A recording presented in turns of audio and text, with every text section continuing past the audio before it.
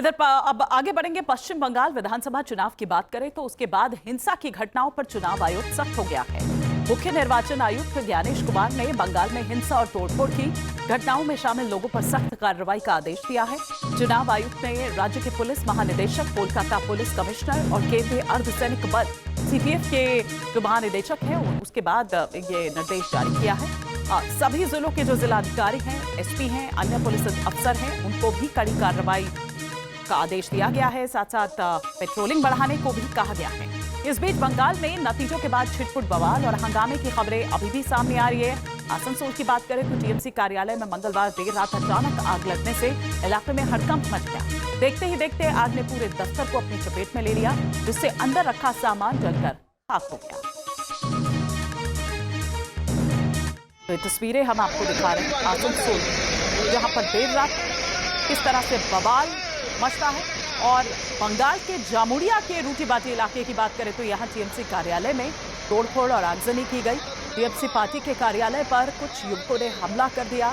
हमलावरों ने कार्यालय में जमकर तोड़फोड़ की और बाहर रखा जो दस्तावेज थे वो आग के हवाले कर दिए। तो ये तस्वीरें आप देख रहे हैं कि किस तरह से देर शाम ये पूरा मामला सामने निकलकर आता है। बंगाल में चुनाव संपन्न हो चुका है, नतीजे आ चुके हैं, लेकिन बावजूद उसके ये जो हिंसा की घटनाएं हैं वो थमने का नाम नहीं ले रही है। हालांकि जैसा कि हमने कहा कि इसके लिए बाकायदा पूरी एक जो भी अधिकारी हैं उनको जिम्मेदारी दी गई है, कमेटी पूरी बनाई गई है। लेकिन ये देखिए किस तरह से वो जो पोस्टर्स वहां पर हैं उनको फाड़ा जा रहा है, उनको हथौड़े से उन पर मारा जा रहा है, तोड़ा जा रहा है, कुर्सियां इधर उधर फेंकी जा रही है। बंगाल की राजनीति हमेशा से ही रक्त रंजित राजनीति रही है। हालांकि इस बार चुनावों में काफी कंट्रोल रहा। ऐसा नहीं है कि घटनाएं नहीं हुई, अभी भी तस्वीरें सामने निकल कर आ रही है, लेकिन उस तरह से तस्वीर देखने को नहीं मिली जैसा कि हर बार तस्वीर देखने को मिलती थी। आप ये देखिए कि वहां पर चाहे दुकानें हो वहां आग लगा दी जाती है, टीएमसी कार्यालय हो वहां तोड़फोड़ की जाती है, उसे आग के हवाले कर दिया जाता है। और फिर उसके बाद अब जो मोर्चा यहाँ पर पुलिस ने संभाला हुआ है, जो तमाम जो फोर्सेस है, पैरामिलिट्री फोर्सेस है, वो भी यहाँ पर इस वक्त लगी हुई हैं, जुटी हुई हैं। ये दो तस्वीरें हम आपको दिखा रहे हैं कि किस तरह से दो अलग अलग जगहों पर ये पूरा वाकया सामने आया है। हिंसा की ये तस्वीर सामने आई है। बड़े बड़े मोटे मोटे पत्थर, वो देखिए कांच का वो ग्लास जो एक यहाँ पर लगा हुआ था, गेट लगा हुआ था, उसे तोड़ दिया जाता है बड़े पत्थर से। कुर्सियां उठाकर इधर उधर फेंकी जाती है, बवाल मचता है, नारेबाजी होती है। इधर जियागंज की बात करें तो यहाँ बीजेपी कार्यकर्ताओं ने लेनिन की दशकों पुरानी प्रतिमा को तोड़कर गिरा दिया और दावा किया कि वो उसकी जगह शिवाजी की प्रतिमा को स्थापित करें।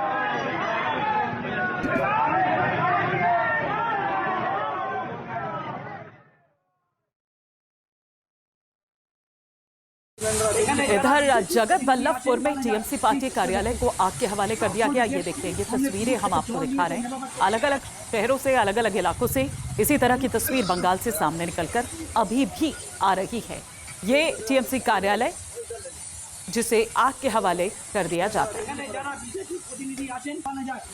तो जो आरोप बीजेपी टीएमसी पर लगाती थी, अब वही आरोप टीएमसी बीजेपी पर लगा रही है। और ये सब यहाँ पर देखने को मिल रहा है कि इन सब के पीछे दरअसल जो बीजेपी के कार्यकर्ता हैं उनका हाथ है। बीजेपी के लोग यहाँ पर आकर तोड़फोड़ मचा रहे हैं और जो कार्यालय है उसे आग के हवाले कर दिया जा रहा है। कुछ दस्तावेज जो हैं उनको भी जलाने और वहां से ले जाने की बात सामने आई है। तो कई लोग, जाहिर सी बात है कि इसमें घायल भी हुए हैं। डीजीपी और जो साथ ही साथ कोलकाता के पुलिस कमिश्नर हैं उनको कड़े निर्देश दिए गए हैं। इधर प्रधानमंत्री नरेंद्र मोदी ने जीत के बाद अपने संबोधन में कहा था कि बंगाल में बदले की राजनीति नहीं बल्कि अब बदलाव होगा। लेकिन ऐसा लगता नहीं कि वो मैसेज उस तरह से यहां पहुंचा है। बंगाल के ये चुनाव एक और वजह से बहुत खास रहे हैं। आप याद कीजिए, बंगाल चुनाव के समय कैसी खबरें आती थी। हिंसा, डर और निर्दोष लोगों की मौतें। लेकिन इस बार पूरे देश ने एक नई खबर सुनी। पश्चिम बंगाल में शांतिपूर्ण मतदान हुआ। पहली बार ऐसा हुआ कि चुनावी हिंसा में एक भी निर्दोष नागरिक, लोकतंत्र के इस महापर्व में बंदूक की आवाज नहीं, जनता जनार्दन की आवाज गूंजी। पहली बार डर नहीं, लोकतंत्र जीता है। और इसी पर और विस्तार से हम चर्चा करते हैं। हमारे वरिष्ठ सहयोगी विकास चंद्रा जी इस वक्त हमारे साथ जुड़ चुके हैं सीधे बंगाल से। विकास जी, जीत के बाद प्रधानमंत्री नरेंद्र मोदी ने अपने संबोधन में यह कहा था कि बदला नहीं, बदलाव चाहिए, ये राजनीति होनी चाहिए, लेकिन जमीन पर कुछ और ही नजर आ रहा है। विजय के साथ विनय लाने की बात उन्होंने की थी, लेकिन ऐसा लगता नहीं है जमीन पर।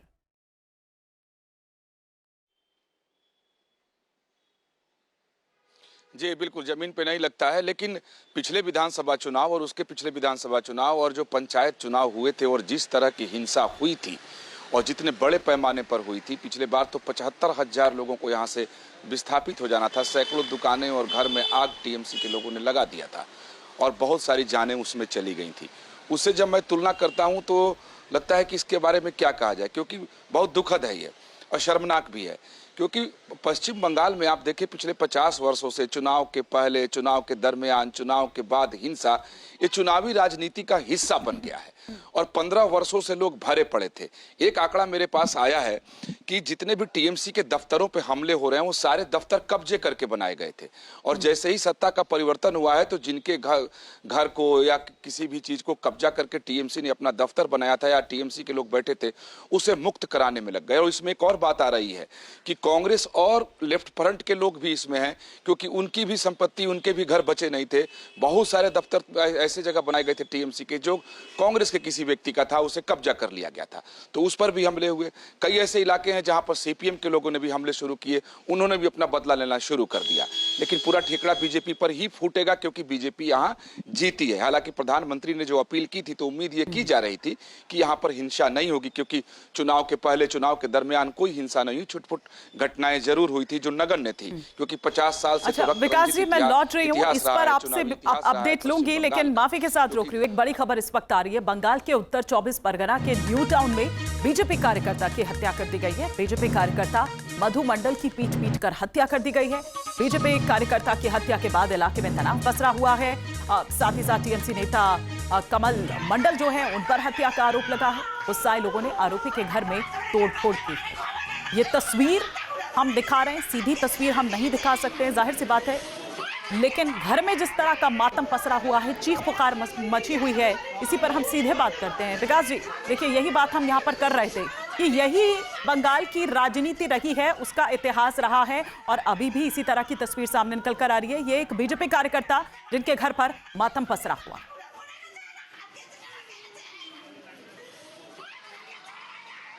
जी जय, मैं जहाँ खड़ा हूँ वहाँ से मात्र 5 किलोमीटर की दूरी पर वो न्यू टाउन है और रात को यह घटना घटी है सिर्फ इसलिए उस बीजेपी कार्यकर्ता की हत्या कर दी गई क्योंकि उसने टीएमसी के एक कार्यकर्ता को केसरिया गुलाल लगा दिया था और उसके सामने उसने जय श्री राम के नारे लगाए थे। अभिमानी, इसी से आप अंदाजा लगा लें कि जब टीएमसी का जमाना रहा होगा और बीजेपी वाले जय श्री राम का नारा लगाते होंगे तो उनके साथ क्या होता होगा। और दूसरी बात यह है कि यहाँ के तमाम लोगों से जब मैं बात करता हूँ, अभी जब सरकार बनने की प्रक्रिया है, हर व्यक्ति यही कहता है कि अगर टीएमसी अगर यहाँ चुनाव जीत गई होती तो कहा कि मुझे संवादिक यहाँ बंगला में कहते हैं कि संवादिक साहब आप अभी लाशें गिन रहे होते, जले हुए गांव, जले हुए घर, बिलखते हुए लोग को दिखाते, हमसे बैठकर आप बात नहीं करते। तो ये बहुत ही शर्मनाक और दुखद है। आखिर ये पश्चिम बंगाल से खत्म कब होगा। हालांकि जो पीएम ने अपील की वैसे पश्चिम बंगाल के जो अध्यक्ष हैं सौमिक भट्टाचार्य, उन्होंने बहुत कड़ा संदेश कल दिया कि अगर कोई भी बीजेपी का कार्यकर्ता हिंसा करेगा तो उसे मैं तत्काल प्रभाव से पार्टी से निकाल दूंगा और उसके साथ कोई हमदर्दी पार्टी की नहीं रहेगी। बावजूद इसके लग रहा है ऐसे कि जैसे लोग भरे पड़े हों, मौका मिलते ही लोग टूट पड़ रहे हैं। हालांकि अभी तक जितनी हत्याएं, जो 4 मौत की खबर आ रही है, उसमें 2 बीजेपी का कार्यकर्ता मरा है, एक के बारे में जानकारी नहीं आई है, और एक जमीनी विवाद में एक हत्या हुई है। तो टीएमसी के लोग आरोप लगा रहे हैं कि वो भी बीजेपी वालों ने कर दिया। लेकिन चाहे अब जो हो, तो जांच के बाद जानकारी आएगी। लेकिन 4 मौत की भी खबर आ रही है निश्चित रूप से, लेकिन यही कंट्रोल करना बहुत जरूरी है और एक बड़ा चैलेंज है, क्योंकि अजीज आ चुके थे विकास जी लोग इन सब बातों से, इस सब से। यही कारण है कि लोगों ने यहाँ पर सत्ता परिवर्तन किया। एक साई ऑफ सिक्योरिटी, एक सेंस ऑफ सिक्योरिटी जब उनको मिली, एक भरोसा जब उनको मिला, और वो भरोसा अब जमीन पर भी दिखना जरूरी है। पश्चिम बंगाल चुनाव में हार के बाद मुख्यमंत्री ममता बनर्जी पहली बार कल मीडिया के सामने आई। उन्होंने बीजेपी पर चुनाव में धांधली के आरोप लगाए। एक बार सुनिए, फिर हम विकास जी का रुख करें। They deleted 90 lakhs names from the voter list. And when we went to court adjudication, 32 lakhs were included. But do you know that after that, the 7 lakhs what was deposited together, that is also included? But nobody knows that. So how they play the dirty, nasty and mischievous games. I have never seen this type of election in my life. From the beginning, in my student life, I have seen so many elections. Even grateful to all my India team's leader. Sonia ji rang up me, Rahul Gandhi rang up me, Arvind Kejriwal, Uddhav Thackeray, Akhilesh Yadav, Tejaswi, Hemant Soren Yadav, Jharkhand Chief Minister, all the allies of United Indian Alliance, they said we are totally, absolutely with you. I think our solidarity will be united and strong for the next days. They started torturing all of our people. और आइए अब हम आपको बताते हैं कि अगर ममता बनर्जी इस्तीफा नहीं देती हैं तो क्या परिस्थिति बन सकती है। राज्यपाल को संविधान के अनुसार क्या अधिकार है और क्या विकल्प हैं। अगर ममता बनर्जी इस्तीफा नहीं देती हैं तो क्या कर सकते हैं राज्यपाल? मुख्यमंत्री से इस्तीफा मांग सकते हैं, इस्तीफे से इनकार करने पर विधानसभा भंग कर सकते हैं, मुख्यमंत्री को बर्खास्त कर सकते हैं, नई सरकार के गठन का न्योता दे सकते हैं। ममता के इस्तीफे के बिना नई सरकार का गठन किया जा सकता है। अनुच्छेद 164 के तहत राज्यपाल को यह अधिकार है। मुख्यमंत्री की नियुक्ति और शपथ दिलाने का अधिकार है। तो ऐसा कोई संवैधानिक संकट पैदा नहीं हो जाएगा कि ममता बनर्जी ने कल जिस तरह से कहा कि वो इस्तीफा नहीं देंगी। उन्होंने इस्तीफा देने से अंत में साफ तौर पर इनकार कर दिया। उन्होंने कई गंभीर आरोप भी लगाए। ममता बनर्जी के इस्तीफा ना देने को लेकर सुप्रीम कोर्ट बार एसोसिएशन के जो प्रेसिडेंट है विकास सिंह, उनका क्या कुछ कहना है आपको सुनवाएंगे हम। लेकिन कई आरोप जिस तरह से लगाए गए, पहले सुनिए कि वो क्या कुछ कह रहे हैं। So, according to the Constitution, the Chief Minister functions under the doctrine of pleasure as far as continuing in office is concerned. And we have had situations earlier also where the Chief Minister has lost the majority in the House, and there have been instances where a governor has been invited to call upon somebody else to take oath as the new Chief Minister, notwithstanding the erstwhile Chief Minister refusing to resign. So that authority definitely the governor can exercise in a situation like this to invite the leader of the largest party which has been elected to form the new government. And I don't think Mamata Banerjee ji will have any right to oppose the formation of the new government. It's more of a, I would say, posturing or a public statement meant to evoke, sympathy rather than a constitutional step. Because although the governor cannot exercise this doctrine of pleasure in normal circumstances when the chief minister is continuing to have the majority in the assembly, but in a situation like this, which is definitely extraordinary, if the chief minister says, I will refuse to resign, she can be easily asked to step down and a new person be administered oath, and the new person will be new party and new person will be in a position to take charge on the basis of the oath administered by the governor. तो president विकास सिंह को आप सुन रहे थे और अब हम अपने वरिष्ठ सहयोगी विकास चंद्रा जी का रुख करते हैं। विकास जी, कल ममता बनर्जी ने जब प्रेस कॉन्फ्रेंस की, उन्होंने साफ तौर पर पहले तो कई आरोप लगाए, गंभीर आरोप लगाए, और दूसरी बात उन्होंने ये भी कहा कि मैं इस्तीफा नहीं दूंगी। हालांकि उससे कोई बहुत फर्क ऐसा नहीं पड़ने वाला है, ना ही कोई ऐसा संवैधानिक संकट पैदा होने वाला है। बाकी विस्तार से आप बता सकते हैं।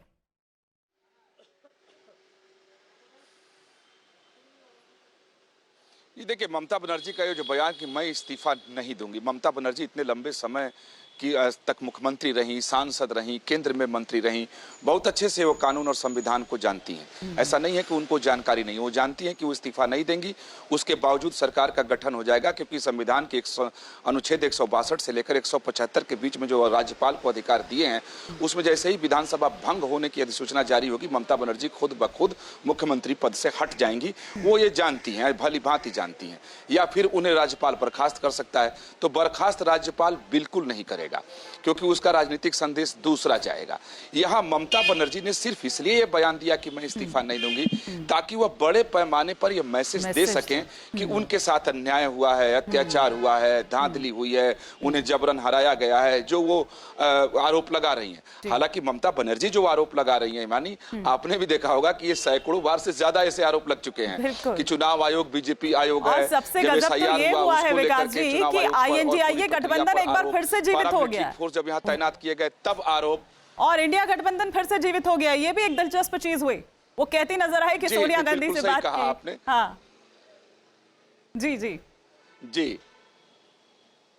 ठीक है विकास जी, आप नजर बना। इस बीच कांग्रेस नेता राहुल गांधी का एक्स पर पोस्ट सामने आया है।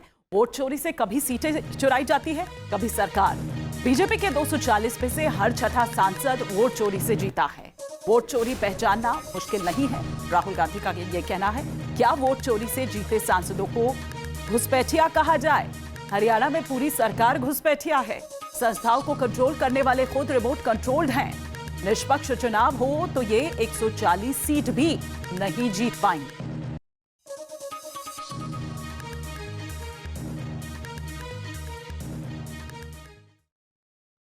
तो ममता बनर्जी, जिन्होंने कल आरोप लगाया कि टीएमसी हारी नहीं है बल्कि हराई गई है, वो इस्तीफा देने से इनकार कर रही थी। ममता बनर्जी का इस्तीफा देने से इनकार करने के मायने क्या हैं? क्या ममता संवैधानिक संकट पैदा करना चाहती हैं? आप देखिए।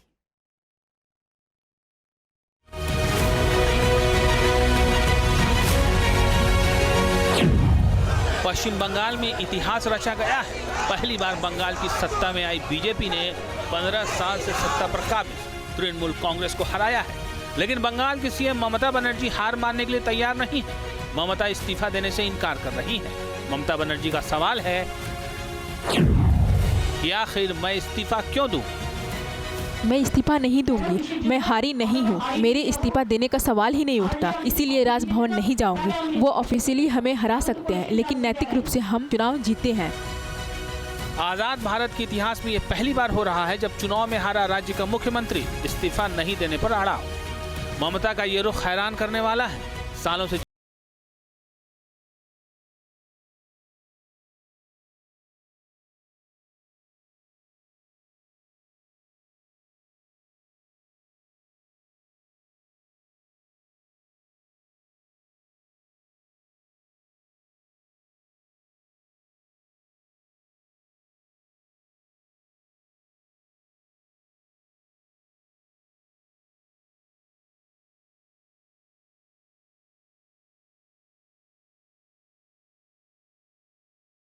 बनर्जी की इस हैरान करने वाली सियासत पर बीजेपी नेता शुभेंदु अधिकारी ने अपनी प्रतिक्रिया दी है।